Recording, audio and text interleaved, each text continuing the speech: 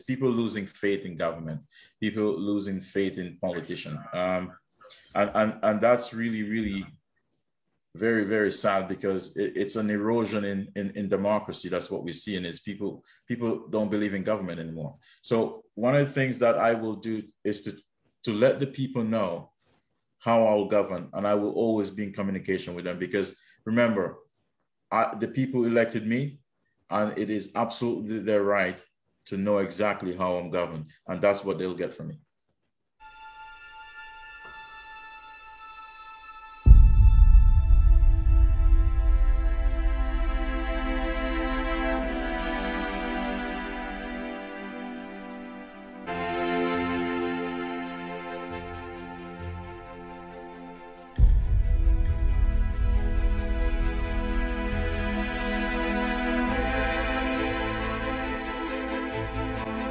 Would you say, as a politician, or the modern politician today, are really doing justice to the position that they have been appointed to? Fantastic question. I think there's some brilliant politicians out there, let me say that, that have absolutely the people's best interests. But I also think that there's this massive divide that's going on, and you're seeing race playing a huge part in terms of how politicians govern, and it's so sad. I honestly think majority of politicians, before they get into politics, they have the best intention, but I think sometimes power corrupts, and if you surround yourself by a corrupted politician, that's exactly who you're going to be. You got to stay true to yourself. That's the first thing, and you got to understand that you're in an elected position, and you're there to represent the people, and not just the party's interest. You're there to represent the people, and you should stay that way. That's the way I see it. There are always going to be people on the negative side of you when you are a politician. How do you intend to deal with these people who are not on your side? They say are always pulling you down as for a local job. How are you going to deal with these kind of people? How are you going to get a message to them? So the first thing you got to understand is that you can agree to disagree, and that is the real power of democracy, is that you can agree to disagree, and if you can't agree on an issue, there's a process. You settle your differences at the ballot boxes, okay? And that's what democracy is all about. As long as you understand democracy, the people have every right to choose who they want to represent them, and they can disagree with you. That's an absolute right. That's democracy in its finest form. And to me, when you have a society that actually challenges the status quo and actually challenge politicians to become better leaders, that is a society that is actually prospering, because they're holding us accountable.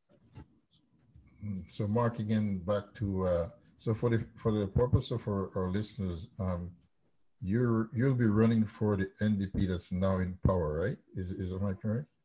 Absolutely. I'm part of the NDP executive in my riding, yes. So I intend to represent them at some point, yes. Okay, so right now, like coming on to what's happening now, how is the government looking at vaccine to mandate a vaccine for, let's say, all government workers? So in terms of the vaccine, and I really hope a lot of people are actually listening right now, because this is a very hotly contested question that's going on, and debate that's going on around the world, not just in Canada, but elsewhere, even in our beloved St. Vincent and the Grenadines. The virus is real, okay? Let me say that. And we have a moral responsibility, okay, to protect not just ourselves, but neighbor or friends or co-workers. And it is that simple. The notion that the government is trying to take away your rights because you've been asked to take a vaccine that is proven that it will save lives and protect people's lives, that it's taking your rights away, it's mind-boggling. I just can't wrap my mind around why somebody would think that way. It's unfortunate. if it's a lack of education, if it's a lack of knowledge, I mean, we can point you in direction where you know, if you don't listen to me because I'm not an expert. I'm not speaking from an expert point of view here. Go do some research on your own. Talk to your family doctor. You know, go to your local politician. They might have information on websites. Do your own research. Okay, this will help save life. This is exactly why Pink Thursday is needed as well. Is because we need to protect each other. We need to care for each other. We need to respect each other. We need to love again. We need to love each other again. And we need to support each other again. And these are a basic, simple human behavior that could make the world a better place if you only do it from that perspective, from a moral standpoint. And don't see it as the government trying to take away your rights or, you know, trying to kill people off, like some of the ridiculous things that I've heard. Okay. I mean, it's absolutely very, I don't even want to repeat some of the things that I've heard. It's disturbing. Mm-hmm.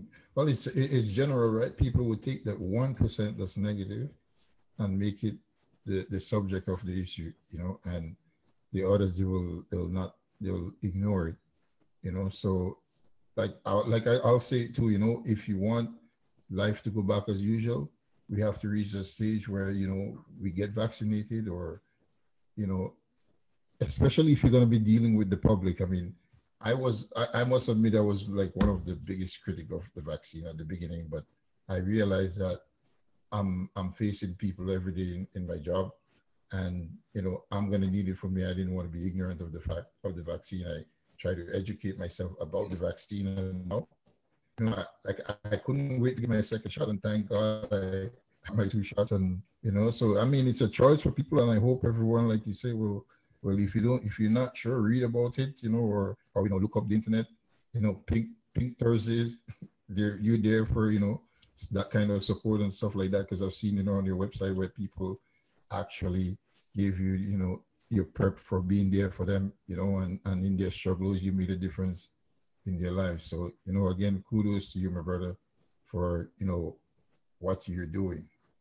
Now, on the politics side, what support are you getting from the Black community?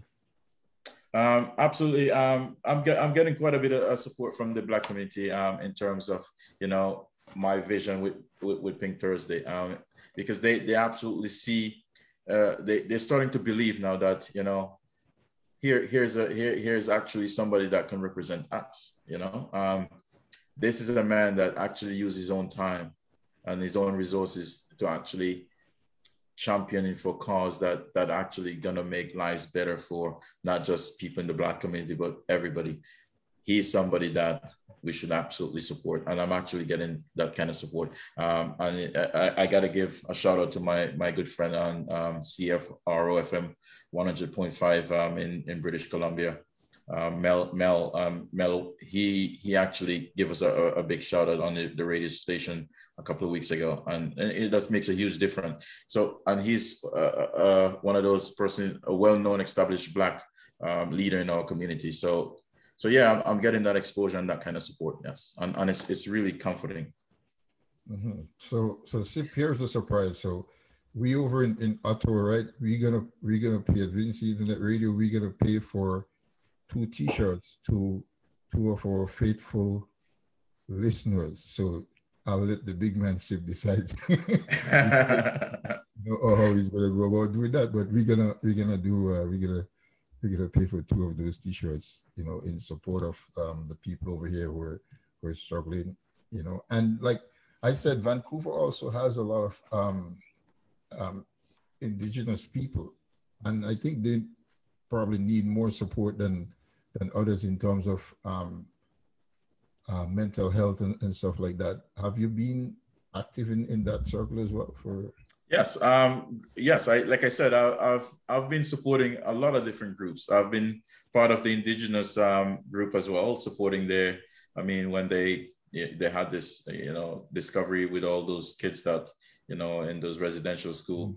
I mean, it's rather disturbing information. And I've been very vocal about my distaste for the corruption and the cover up. It needs to be said.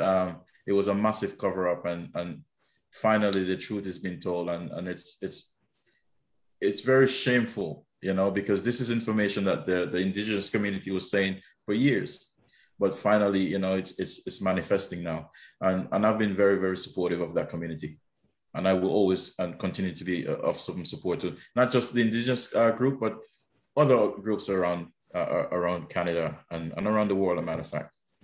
Mm-hmm. And also, let me take this opportunity to say thank you for absolutely manning up and actually owning the fact that you want to support her for the vaccine. Mm-hmm. I want listeners to actually hear this. You know, this is, you are a good example of how you could use knowledge to not just make yourself better, but to make other people's life better as well. So full credit to you, and I have absolutely respect for you, my brother. Absolutely. Yeah, it just gives you peace of mind, you know, to rest assured you. Like I said, sometimes people use the 1% negative to justify their decisions in certain things, and they'll ignore the big picture. It's like a child growing up, and you would say, well, I didn't grow up with my dad, and that's his 1% excuse for not being good. When, like we spoke earlier, surround yourself with positive people, with positive things, and positive things will follow you. Absolutely, and it needs to be said, accountability as well. Mm-hmm. How are you going to hold yourself accountable, right? I mean, mm-hmm. you know, people support people who support themselves, right? So if you don't see yourself in a certain position, why would somebody trust you in the position? Tell me, why would somebody vote in a position where you don't even trust yourself, right? So mm-hmm. you got to hold yourself accountable. You got to advocate for yourself. So like I said, take risk. True. Yeah. One thing I did on my program here, I have a program Sunday afternoon called Vincy Sunday. Between 6 and 7, I try to play some educational stuff when it comes to the vaccine. I think it really worked because some people compliment me on it, and some people say, oh, I didn't know this was it because, and then they went and take the vaccine. So in all, it can work, education can work. But I want to get back a little bit on the vaccine.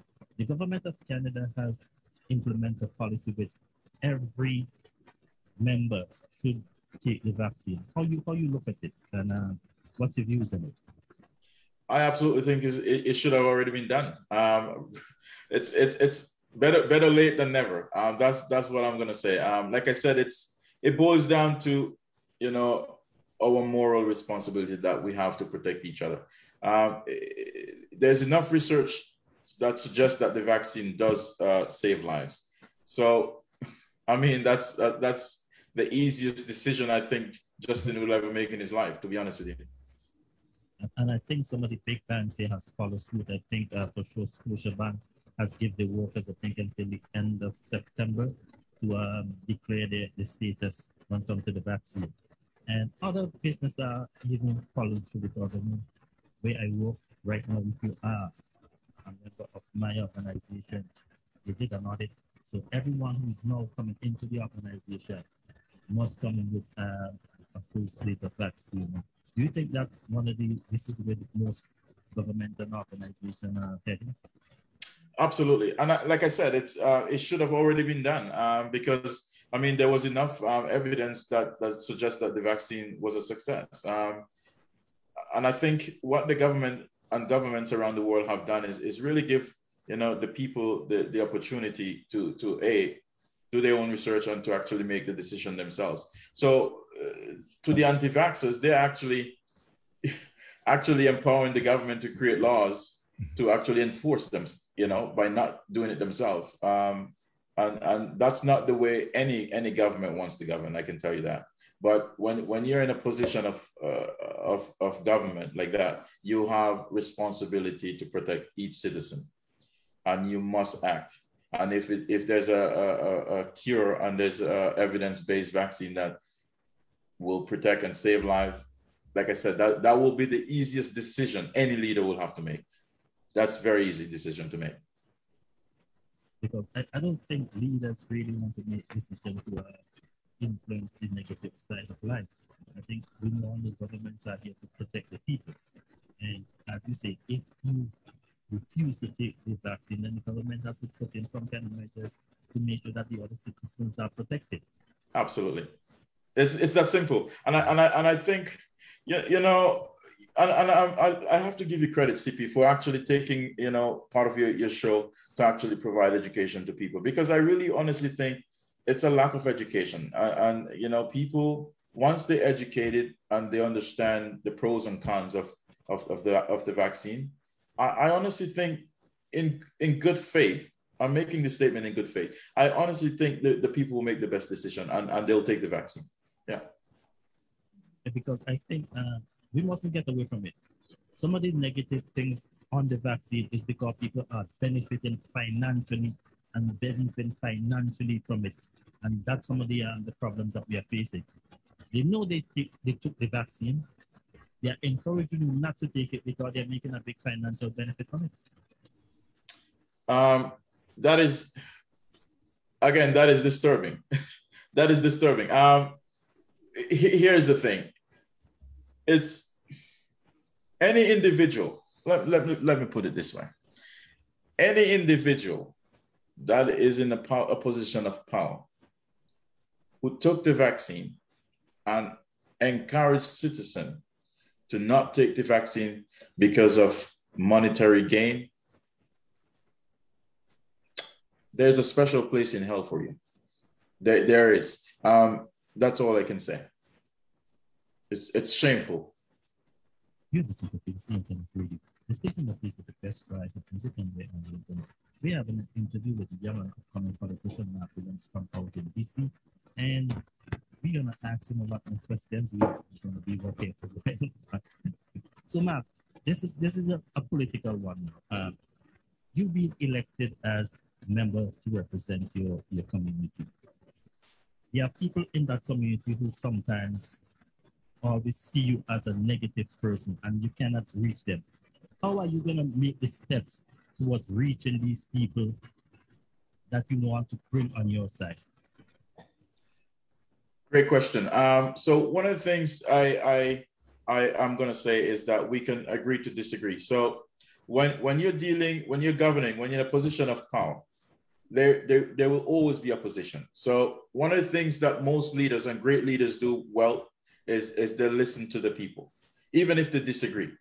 And then you find common grounds. And that's how you advance the society and the community, and you advance the country, is by listening to each citizen, you know, and make sure that everyone's voice is being heard.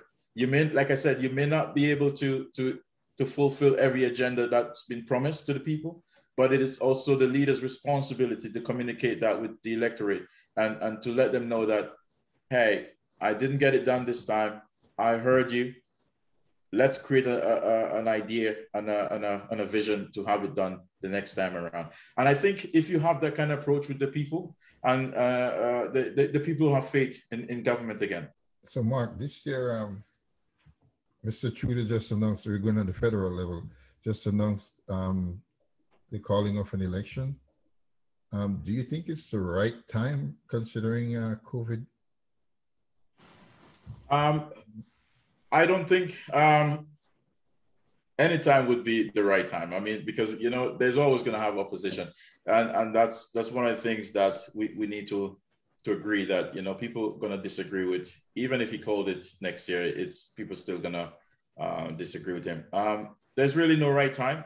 What I can say is the election is being called, and now we need to go out and elect the person who we think is best to represent Canadians and to advance this country and to make life better for every Canadian and aspiring Canadians. Mm-hmm. And I think the NDP is running on, if I'm right, they're running on assisting people with housing and stuff like that. They have a different agenda. I think the NDP have an approach where they actually, you know, advocating for the less fortunate. Let me put it this way. You know, because let's face it. I mean, the young people in Canada, let's say, for example, they started off life with a bunch of student loans, a bunch of debt. And, you know, one of the things that the NDP is big on is giving people the opportunity to, you know, to start life a more honest base, rather than in a negative state, on a more positive note, I should say. And that's why I identify with those kind of morals. Because I know the last time an election was held, I think on this side, the NDP surprised us with a lot of seats. Even some real rookies won their seats, but I think all that kind of disappeared now. So if only NDP can regain some of those strength back over on our side here, how do you see the future of the NDP this time around? I think Jagmeet is actually better known than the last time around. And I honestly think, I know I can only speak from, being in British Columbia. He's going to get a lot of support over here. And here's why, because we are more diverse. And he resonates with a lot of people in British Columbia. And I think he's going to do very well in British Columbia. Elsewhere in Canada, he's got a lot of work to do. But I think his message will resonate with a lot more people, and he'll do a lot better than last time around. That's a win. I honestly think he pushed Mr. Trudeau a lot during the pandemic. He pushed him to increase the serve. He pushed him to give more money, to extend the time and all that. So I think, as you said, he's getting a lot of popularity. So I think he'll be an excellent leader. I really think. Canadians, if you're listening today, and you're in Canada, I want you to do your research. Like I said, you want to elect people that have a track record of helping people. You don't want to, elect somebody that come from a very rich family. There's a saying: if you've never been poor, why would you advocate for poor people if you've never been poor? You want to choose somebody who you can relate to. Representation matter. Somebody who can relate to your issues, And I really want Canadians to start voting strategically rather than, voting just for a party. Vote for people who would advance the country, okay? And that's how we will grow as a country. 10, 15 years from now, where do we see Mark Williams? I'll be right here, but in a different capacity. 10, 15 years from now, I will be on your show, and I know Cippy will still be around on this show, and I might be in a live studio, who knows? But I will be here, but I will be in a position of power. I can tell you that. Politically, yes, the position of power. And we understand that Mark Williams is or was a very established cricketer in his days, or still is. I don't know. Like the last time wrong, I think you can integrate cricket into politics. Yes. Tell us the formula for that. Absolutely. Yeah, I call it the grand game. I love cricket. I grew up playing the sport, and I played at the under 19 levels. And I don't know if you know Irvin Warkan. He was an excellent coach. If he's listening, hey, shout out. He is one of the person that has influenced my life in a very positive way. In terms of shaping my ability to construct an innings that they call in cricket. You approach it one ball at a time, and you don't just go out guns blazing. And that's the same thing, the same approach I have going into politics.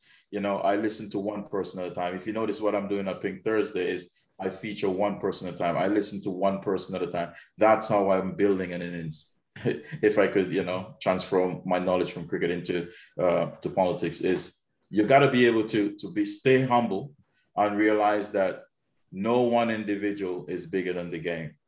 I am not bigger than politics. I'm not better than every citizen out there.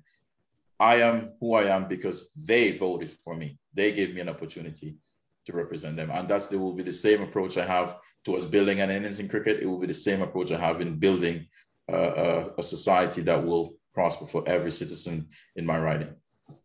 In other words, the people put you there. You are the people. You belong to the people. Absolutely.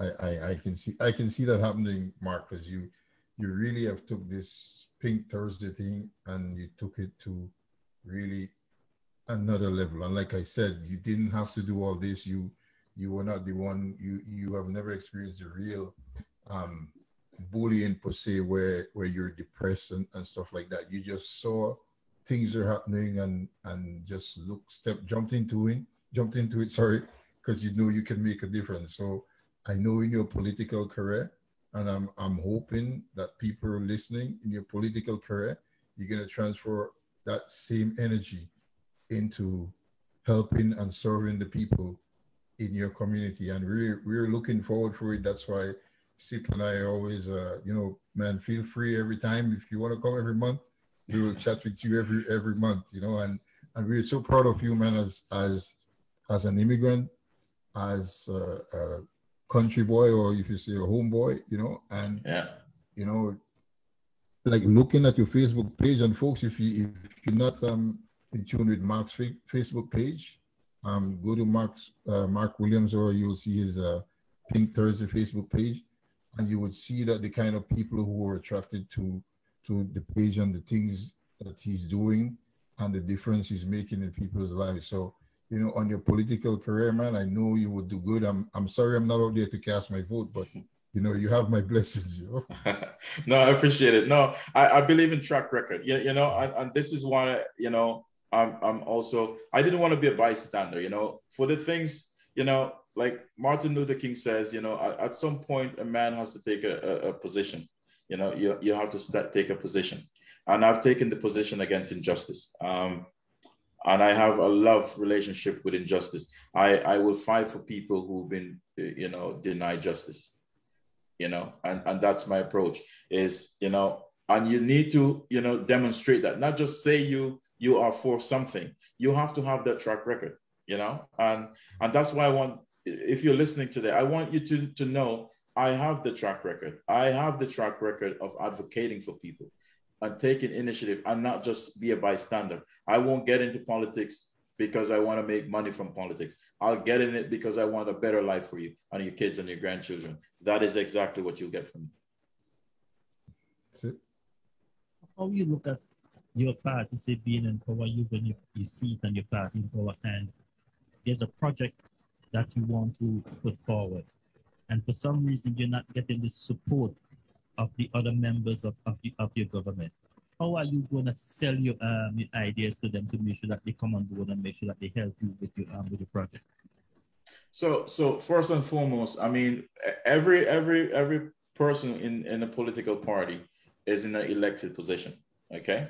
And again, as long as you can communicate good ideas to the citizen and the people of, let's say, for example, Canada, in my riding, it will be the Tri-Cities. As long as you can communicate positive ideas that will make their lives better, the people will always put the pressure on the politicians to actually get on board with actually supporting good ideas, because the power is always with the people. So for me, I will always go right back to the grassroots, the people. Power, change starts from the bottom up, and not usually from the top down, because like I said, power corrupts.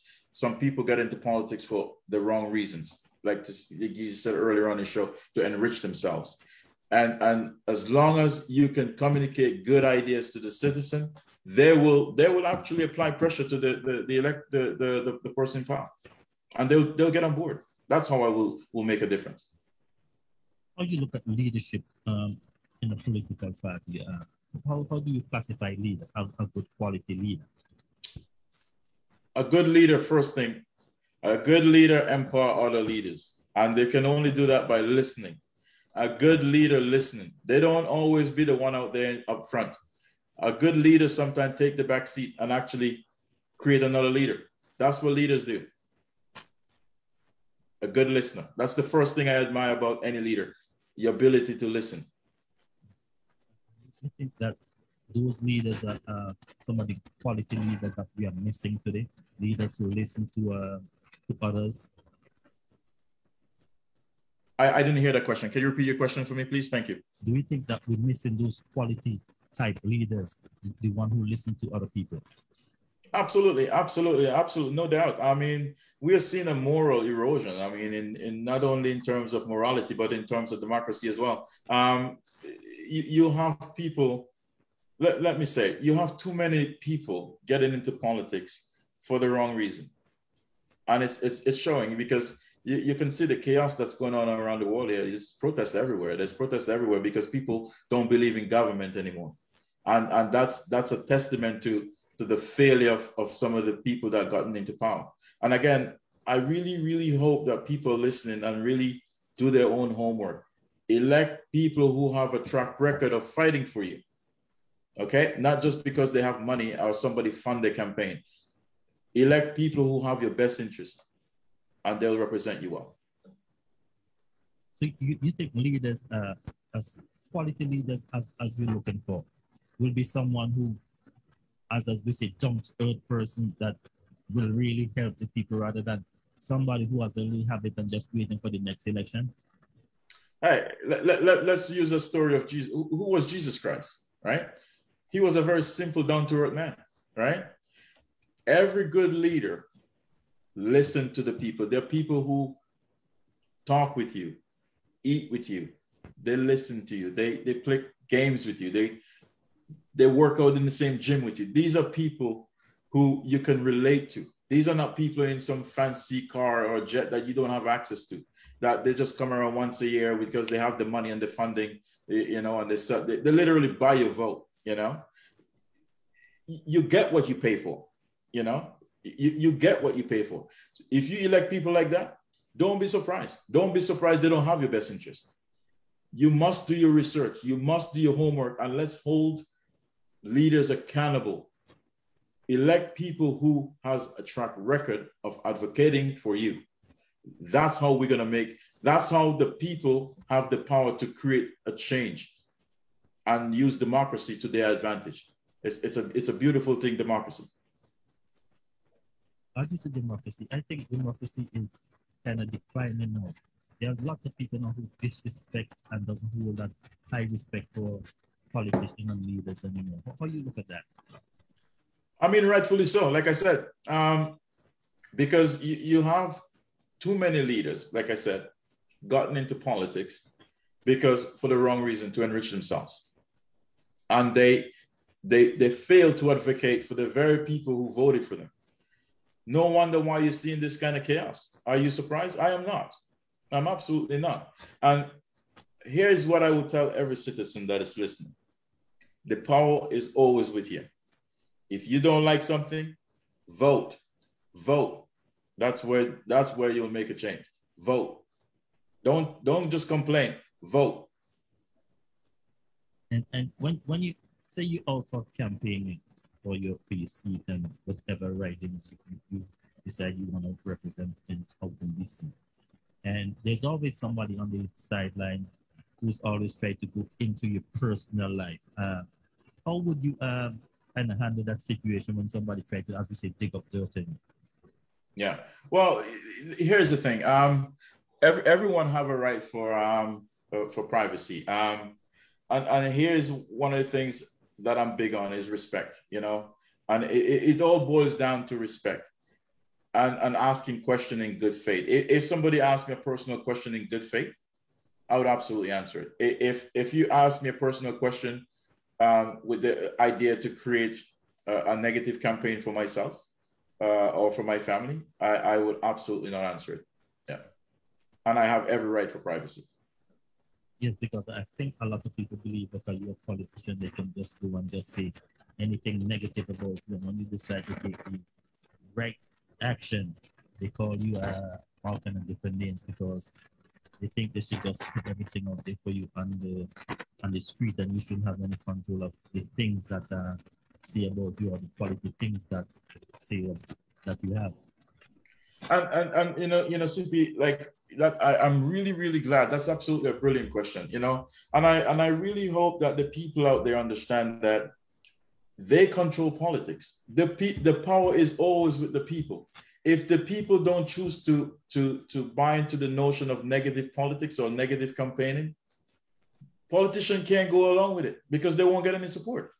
So if the people demand and hold leaders accountable morally and politically, they themselves will change the course of the political arena and in terms of how people govern. They themselves will create the change that they want to see. The power is with the people. So if you're listening to me out there, go and vote. If you don't like something, don't complain. Even if you complain, the only way there's a process that will hold people accountable. Voting. Go out and vote.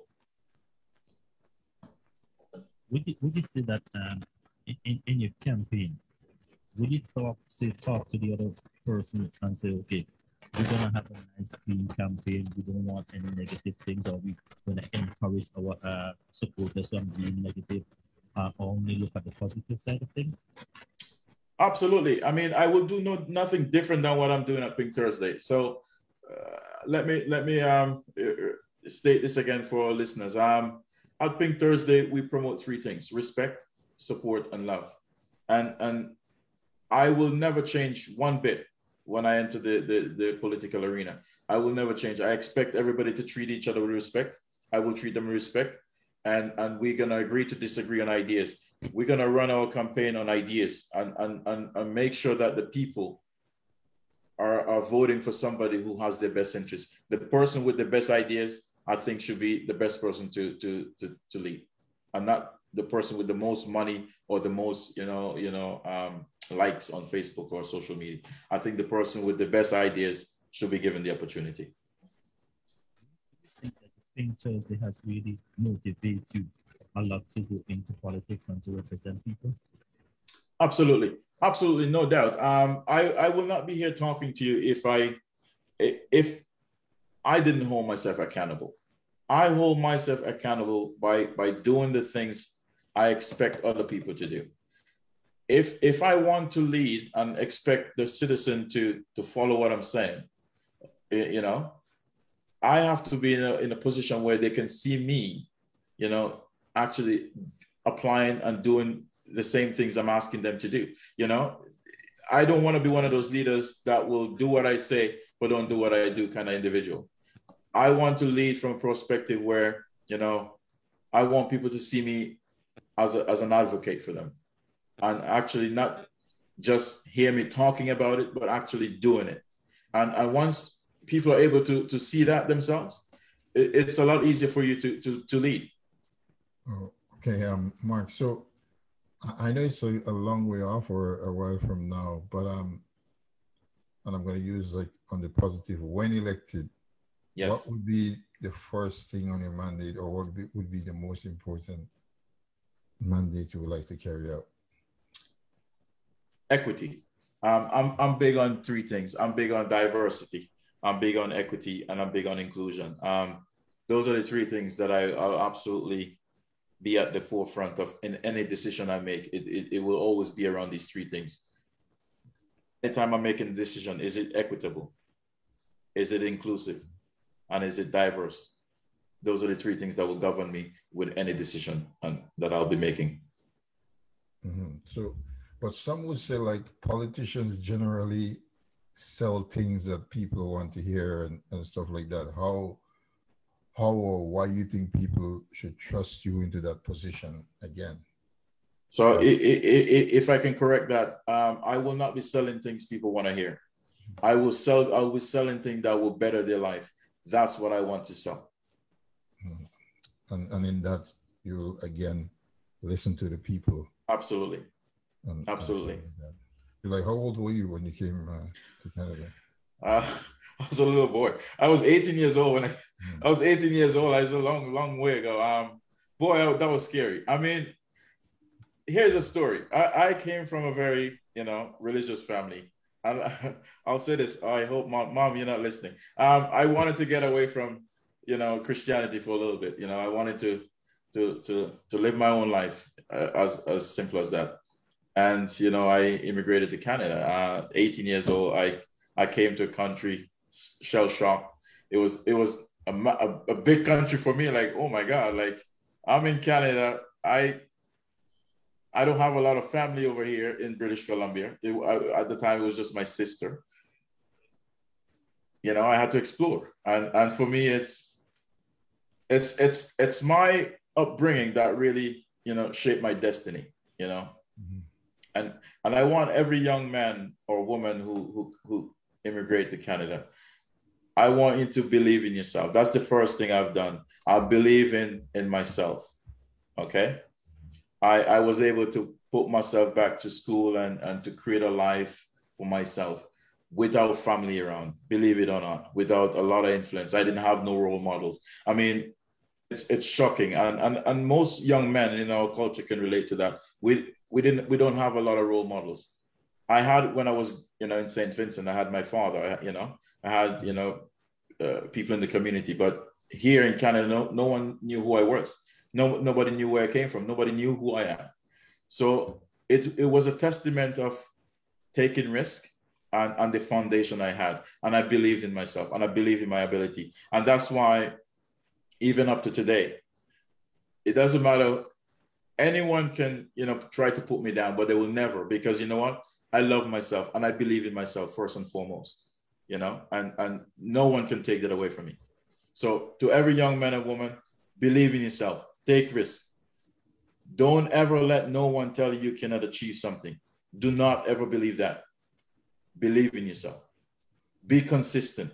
Work hard. Have integrity and hold yourself accountable, and you will succeed. Absolutely, I've got three lovely boys, man. And I am living a life.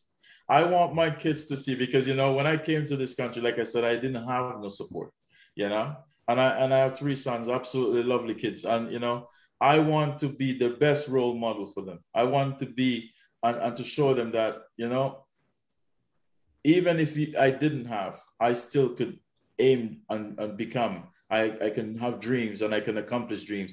And I wanted to be an example for them. No matter what you, whoever you want it to be, please know that you can be it now, because you have a dad that will support you.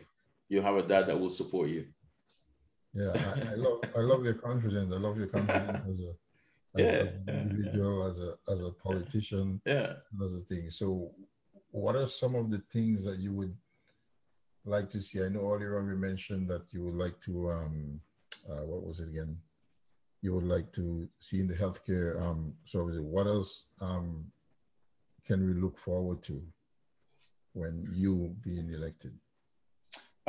Here is one of the things that I would also like to see is people, you know, like in terms of kids, you know, like you see a lot of homelessness, you know, and young people. I mean, oh my goodness, there's a lot of young people who are homeless. I mean, we are living in one of the best country on the planet. How can we allow this injustice to go on? How can we allow this injustice to happen to young people, the future of our country? I mean, come on. We need to hold our leaders accountable. We must. So one of the things that I will do is to create, you know, opportunities for young people. You know, far too often, you know, there's a lot of support for kids from, let's say, 3 to 15 years of age. I'm just giving you a rough example here. And they'll get funding for sports or something that they love in the community. From the time they get to 17, 18, 19, the funding cut off. These kids turn to drugs because now they don't know where to go. They don't have opportunities. No, all of a sudden, the support cut off. Now, that's a real shame. I would absolutely build on that. You know, there are other countries that invest in athletes. You know, kids play sports and they can be, you know, they get an education as a result of playing sports. They can get into university, you know, and they can get an education. I will fund the athletics or the whatever sports they're in until they graduated. That's one of the things I'll do for young people, because they are the future of the country. Have you been able to sell any of your ideas, or are you in a position to where you can offer additional ideas to your party? Um, Brilliant question. No, I have not. And here's why. Because I respect every leader, and every leader have a vision. Okay. If somebody reach out to me and say, hey, Mark, what do you think about this idea? Or how can we better, the city for a citizen? I will absolutely participate. Okay. Because that's democracy. I respect the person in charge. If they reach out to me, I absolutely participate. If I ever get into power, I don't know. I don't have all the answers to anything. What I will be brilliant as is asking for help, asking for support. The exact same thing I'm doing with Pink Thursday. Every time I ask somebody to participate in the Pink Thursday movement, I ask them to provide a message as to how we can work together to end bullying and racism. That's the same approach I'll take into politics. I will ask, the answers is always out there. I would ask the citizen, I would ask people on my team, what are some of the ways that we can work together in the best interest of the people? That's the approach I will absolutely use.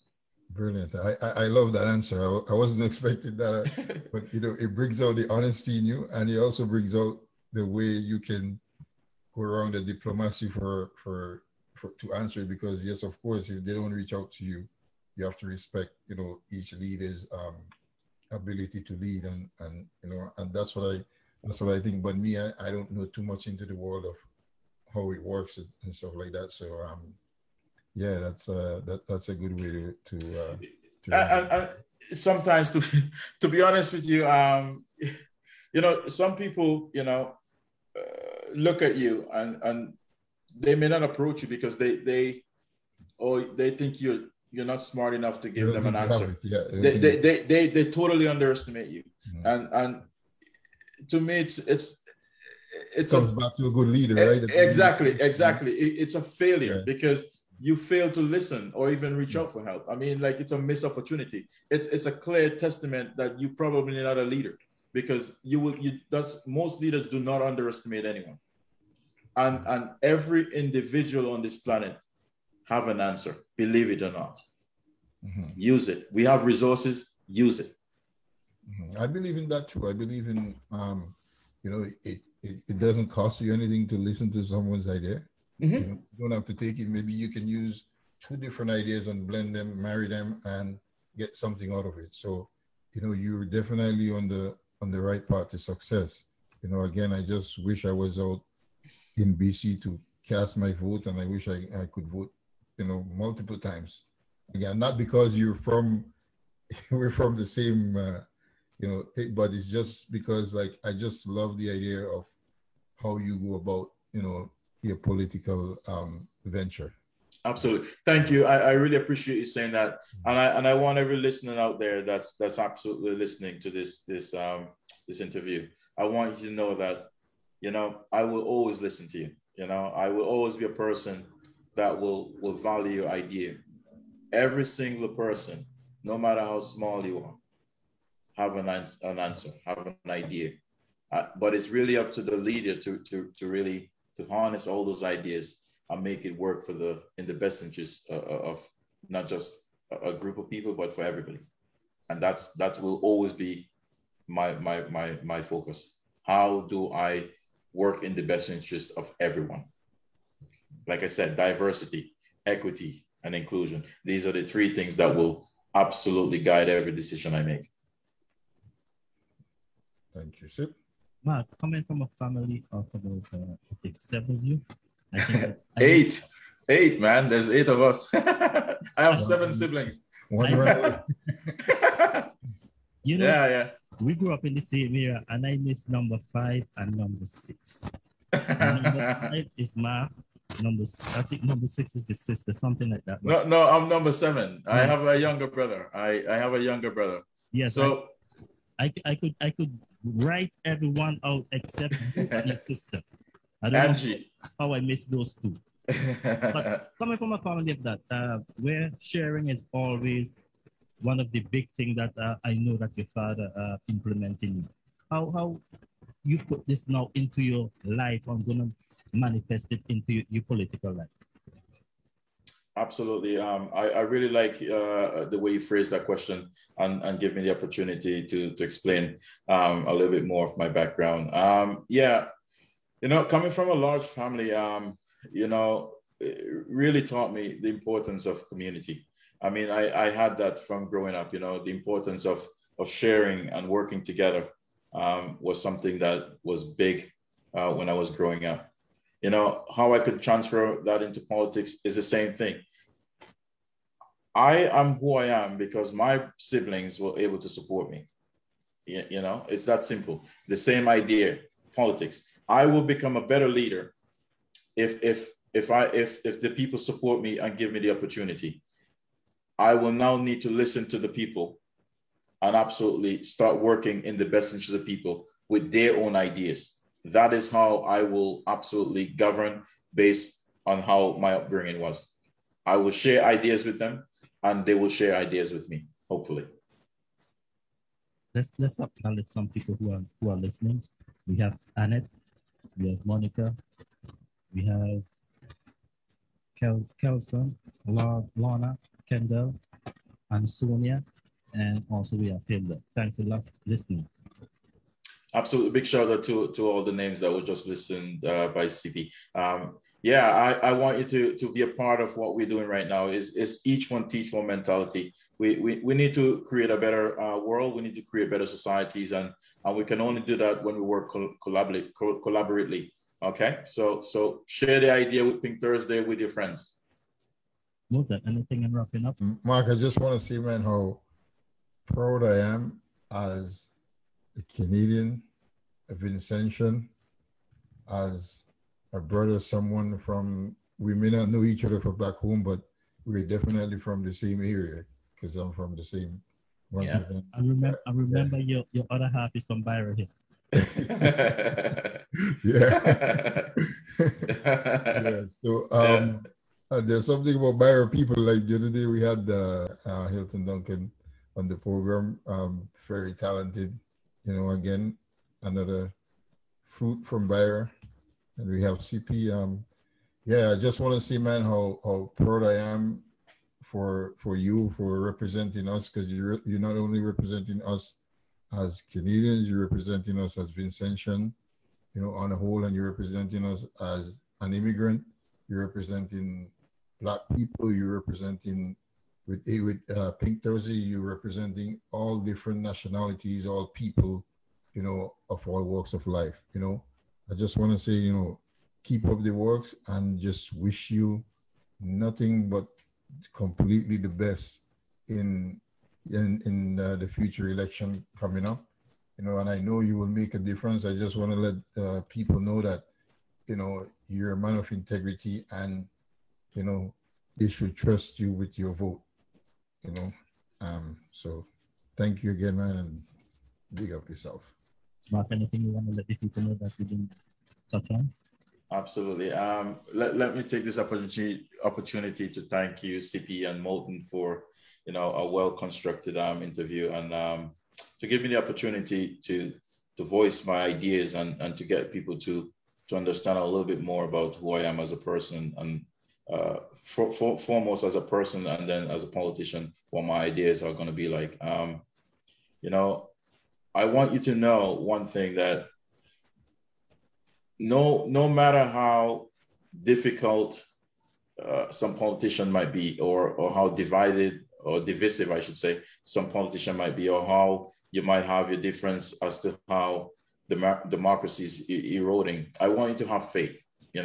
I want you to go back, and trust yourself, trust your own ideas, and trust your instinct, and elect people who will absolutely advocate for you. Don't be fooled by the glamour. Don't be fooled by the people throwing ads and money around, and don't be fooled by that, because literally they're telling you they're buying your vote, and that is not going to advance the country. That's not going to advance your life as a citizen. Choose people that has a track record of advocating for you. The power is always with the people. Okay, the power is with you. Never let no one take that power away. If you don't use it, they will take it away. It's that simple. If you don't use it, you will lose it. It's that simple. Go out and vote. When you disagree with a politician, and I want this opportunity to say this because, you know, the government in St. Vincent and the Grenadines was hurt because there was a protest happening. And I want to say this. I expect every leader on the opposition, I'm going to state this very loud and clear. I expect every leader on the opposition party to denounce violence in any form. No elected leader should ever be hurt because there's a protest disagreeing with ideas. There is a safe process. If you don't like somebody's idea, you vote. Okay? Do not hurt your head of state. It is shameful. It is wrong. And I expect every leader in the opposition to really, I mean, starting today, tell the people violence in any form is wrong. There is a safe and better process to settle your differences. To all your listeners out there right now, I want you to do one thing. You know, I started this initiative, Pink Thursday, and you can find me on Facebook at Pink for Thursdays. I want you to go there if you have the opportunity today. Go and like that page and share it. This is an opportunity for you to reach out to somebody else and say, hey, we're starting a movement. You know, we're trying to create a better world. We're trying to create a better life for everyone. And I'm part of that movement. I want to be a part of change. It's an opportunity for you to create change you want to see.